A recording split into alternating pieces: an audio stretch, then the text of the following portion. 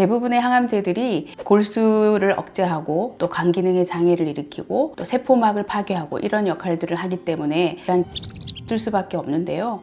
안녕하세요. 저는 비문증이 있어요. 비문증이 있어서 루테인이라는 건강기능식품을 복용하고 있습니다. 증상이 너무 불편해서 혹시나 하는 마음에 루테인을 복용하고 있긴 한데요. 불편한 비문증 증상을 직접적으로 개선하는 효과는 크게는 없는 것 같아요. PD님 혹시 드시고 있는 건강기능식품 있으신가요? 네, 있습니다. 어떤 거 드시죠? 마그네슘도 먹고 네. 비타민도 먹고 네. 루테인도 먹고 있어요. 아, 루테인도 드세요? 네. 그래서 요즘은 너무 구하기도 쉽고 또 여러 종류의 건강기능식품들이 나와 있는데 암 환자들에서는 어떨까요? 오늘은 암 환자들의 건강기능식품 활용에 대해서 말씀드리겠습니다.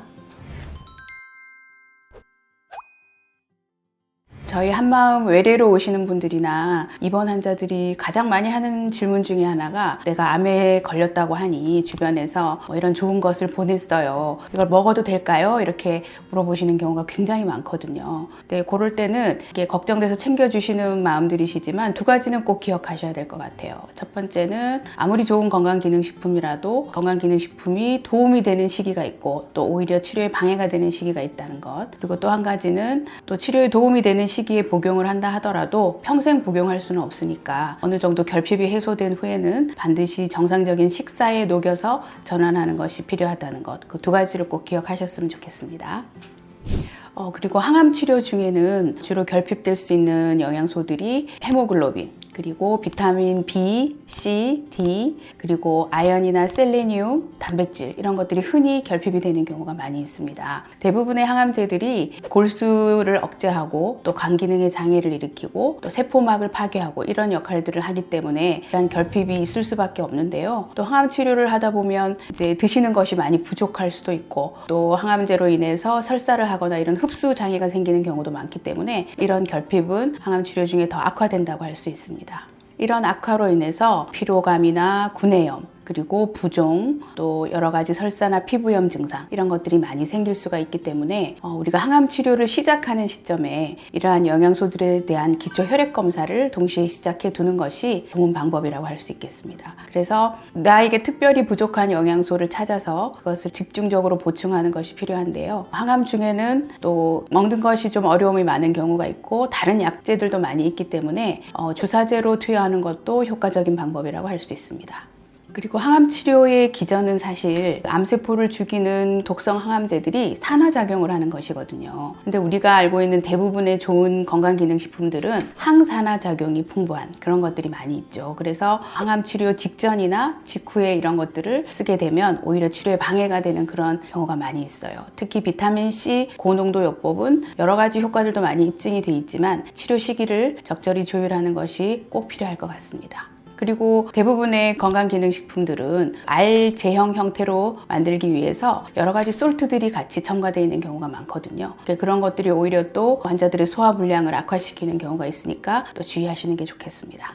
그리고 항암 치료 중에 진료를 받으시는 동안에 병원에서 처방해 주시는 영양소 성분들도 있습니다. 예를 들어서 항암제로 인해서 신경염 증상이 생기는 경우가 많기 때문에 손발이 저리다든지 통증이 생긴다든지 부종이 생긴다든지 이런 항암제 독성으로 인한 신경염을 좀 예방하고자 엽산을 미리 처방해 주시는 경우가 있어요. 비타민 B군에 해당하는 엽산이 세포막을 형성하고 또 적혈구 생성을 촉진하고 DNA를 합성하는 그런 역할들을 하기 때문에 이런 약들을 처방받으시면 꾸준히 복용하시는 것도 좋은 방법이 되겠습니다. 그리고 갱년기 여성들 중에 유방암이나 부인과암을 진단받으신 분들은 그렇지 않아도 골 밀도가 많이 감소하는 시기인데 항암 치료를 하게 되면 이 부분이 더 악화될 수 있기 때문에 미리 골 밀도 검사 그리고 비타민 D 검사 등을 시행을 해서 거기에 맞는 칼슘 비타민 D 보충제를 복용을 하시는 것도 좋은 방법입니다. 그리고 빈혈은 흔히 환자들이 나는 좀 어지러워요, 빈혈이 있나 봐요 이렇게 말씀하시는 경우가 많거든요. 근데 빈혈은 어지러움 증상 자체를 말하는 것이 아니라 우리 혈중에 헤모글로빈 수치가 떨어지는 경우를 말하는 것인데요. 그래서 헤모글로빈이 떨어지면 어지럽거나 쉽게 피로감을 느끼거나 몸에 힘이 없다고 느끼는 경우가 많이 있어요. 그래서 이 항암제에 의한 골수 억제로 빈혈 수치가 많이 저하되는 경우가 흔히 있기 때문에 이런 경우에는 수치가 확인되는 것을 보고 철분제를 꾸준하게 처방해 주시는 것을 복용한다든지, 또 철분제의 복용이 여러 소화 장애를 일으킬 수 있기 때문에 철분 주사를 맞음으로 인해서 저장철을 좀 보충해 주는 방법도 있을 수 있고요. 그리고 이러한 빈혈 수치가 많이 저하되어 있을 때는 반드시 수혈로 교정해야 되는 그런 경우도 있으니 본인의 그 혈액 검사 결과치를 잘 살피시는 것도 좋은 방법이 되겠습니다. 그리고 항암 치료 중에 생기는 대사 이상, 그러니까 혈당의 장애라든지 또 고지혈증이 없다가 많이 심해지는 경우가 흔히 있는데요. 이럴 때 고지혈증 약을 처방받아서 드시는 것을 좀 부담스러워하기도 하고 병원에서도 간 기능 때문에 처방을 조금 미루는 경우가 많이 있는데요. 이런 경우 중성지방치가 많이 올라가 있는 경우라면 오메가3 정도를 복용하시는 것도 좋은 팁이라고 할 수 있겠습니다.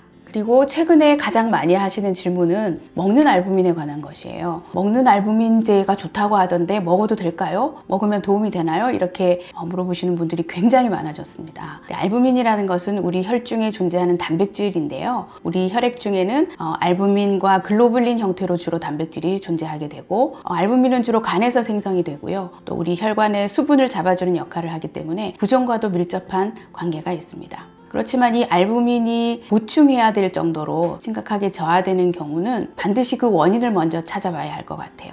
간의 문제인지 또 신장의 문제인지 단순히 섭취가 되지 않아서 생기는 문제인지를 반드시 검사를 통해서 확인하신 후에 수치가 많이 낮은 경우에는 정맥 주사를 통해 알부민을 투여하는 것이 의학적으로 합리적인 방법이라고 할 수 있습니다. 그래서 대부분의 일반인들이나 또 암 환자들은 알부민이 부족하지 않은 경우가 많기 때문에 반드시 알부민으로 보충을 한다기보다는 단백질을 전반적으로 보충할 때 한번 고려해 보시는 것은 방법이 될 수 있겠습니다.